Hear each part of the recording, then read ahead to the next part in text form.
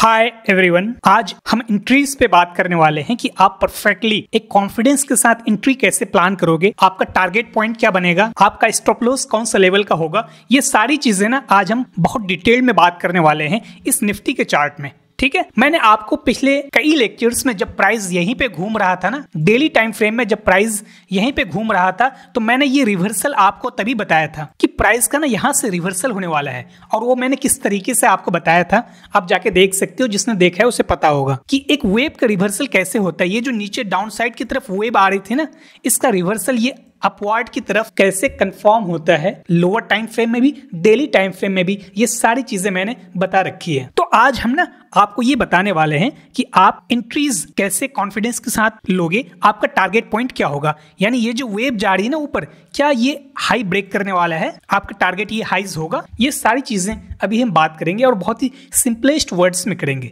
ठीक है ना। सो फर्स्ट टाइम आए हो चैनल पे तो सब्सक्राइब कर लेना। मैंने ऑलरेडी बहुत क्वालिटी वाले लेक्चर्स अपलोड कर रखे हैं, अगर आपने नहीं देखी है तो देख लीजिएगा। प्लेलिस्ट में सारे लेक्चर्स सीरियल वाइज अपलोडेड हैं। प्लेलिस्ट के सारे लेक्चर्स एनफ है किसी भी पर्सन को एक प्रोफेशनल ट्रेडर बनाने के लिए, ठीक है, क्योंकि मैंने वहां पे ना सिर्फ प्राइस एक्शन और एसएमसी के लेक्चर्स ही अपलोड किए हैं, एक भी इंडिकेटर यूज नहीं किया है और सिर्फ वही चीजें अपलोड किया है जो एक्चुअल में मार्केट में काम करता है। पिछले कई लेक्चर्स का ये रिजल्ट है। जब प्राइस यहाँ से रिवर्स कर रहा था ना, तभी मैंने कहा था और ग्रीन कैंडल्स अब बनता हुआ जा रहा है। तो क्या ये ग्रीन कैंडल्स ये हाई तोड़ेगा? अब समझना। डेली टाइम फ्रेम में देखो, ट्रेडिंग करने के लिए चाहे इंट्राडे करो या स्विंग करो, डेली टाइम फ्रेम को देखना मस्ट होता है, तभी आप 15 मिनट में जा सकते हो। तो डेली टाइम फ्रेम का स्ट्रक्चर ना पॉजिटिव है, यानी कि ट्रेंड पॉजिटिव है। ये ऑलरेडी मैंने कई लेक्चर्स में आपको बोला है कि ट्रेंड किस तरीके से पॉजिटिव है। ये एक पूरा का पूरा ना रन की वेव में काउंट होगा, ये पुलबैक की वेव में काउंट होगा और ये एक दोबारा से रन की वेव स्टार्ट हुआ है। तो डेली टाइम फ्रेम में प्राइस का स्ट्रक्चर ना कुछ इस तरीके से है,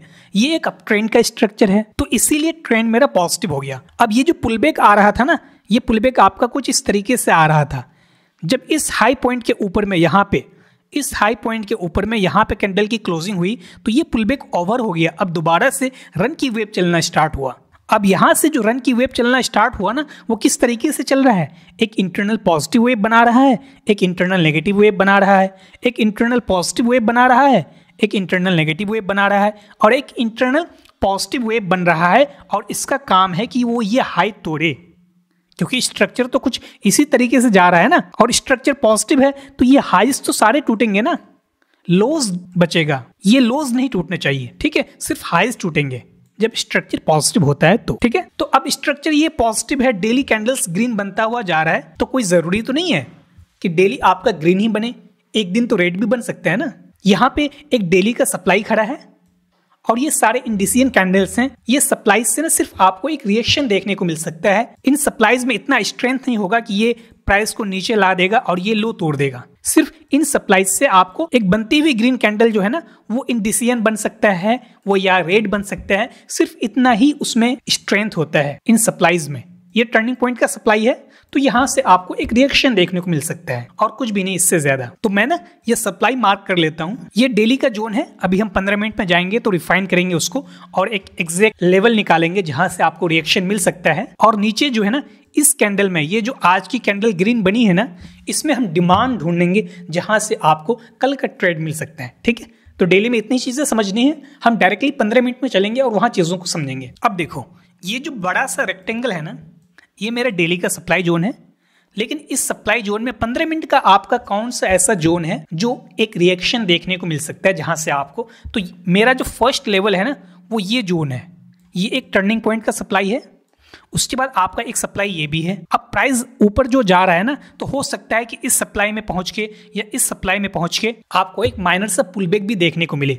मैं इन सप्लाईज के बारे में इसलिए बात कर रहा हूं कि जब आप इस डिमांड से बाई करता हुआ ऊपर जाओगे तो आपका टारगेट पॉइंट क्या बनना चाहिए। मिनिमम जो टारगेट पॉइंट बनता है ना, वो ये टर्निंग पॉइंट का सप्लाई बनेगा। आपका सेकंड टारगेट ये सप्लाई बनेगा, ठीक है। तो यहां से जब प्राइस टर्न हुआ, किस तरीके से टर्न हुआ था आप देखना, एक इस तरीके से स्ट्रक्चर फॉर्म हुआ था। लोज को जो है ना, ये जो लोज है ना, इस लोज को सिर्फ विक्स से तोड़ा जा रहा था, सिर्फ विक्स से तोड़ा जा रहा था। तो ये एक इंडिकेशन है कि सेलर्स में अब स्ट्रेंथ नहीं है, बायर्स यहाँ पे हेवी हो रहा है, जिसकी वजह से सिर्फ यहाँ पे विक्स से तोड़ा जा रहा है। अगर सेलिंग प्रेशर होता तो बॉडी की क्लोजिंग होती, ठीक है, और ये एक पैटर्न भी फॉर्म कर रहा था जो एक रिवर्सल पैटर्न होता है। तो यहां से जो प्राइस उठा ना, अब देखना ये किस तरीके से उठा। यहां से एक पॉजिटिव वेव बनाया, ये एक नेगेटिव वेव बनाया, ये पॉजिटिव वेव है, ये नेगेटिव वेव है, और ये एक पूरा का पूरा पॉजिटिव वेव है, और ये एक माइनर सा रिवर्सल है। यानी कि प्राइस जो है ना पुल बैक नहीं ले रहा है, प्राइस सीधा इस तरीके से ऊपर जा रहा है। प्राइस में काफी स्ट्रेंथ है, बाइंग स्ट्रेंथ है, तभी तो पुल बैक नहीं ले रहा है। अगर बाइंग स्ट्रेंथ कम होता या सेलर्स हेवी होता तो एटलीस्ट पुल बैक तो लेता ना। लेकिन एक चीज और भी है, यहां से जब प्राइस उठा है ना, देखो कितना शार्प ऊपर गया है। तो जितना शार्प प्राइस ऊपर जाता है ना, उतना शार्प गिरने के भी चांसेस होते हैं। ये काफी ओवर स्ट्रेच्ड हो चुका है प्राइस। एक माइनर सा रिट्रेसमेंट देखने को मिल सकता है, ठीक है, इसमें कोई बड़ी बात नहीं है। तो माइनर सा रिट्रेसमेंट अगर आएगा तो मेरा टर्निंग पॉइंट ये है ना, ये टर्निंग पॉइंट का सप्लाई है। मैं मार्क कर देता हूँ इस सप्लाई को।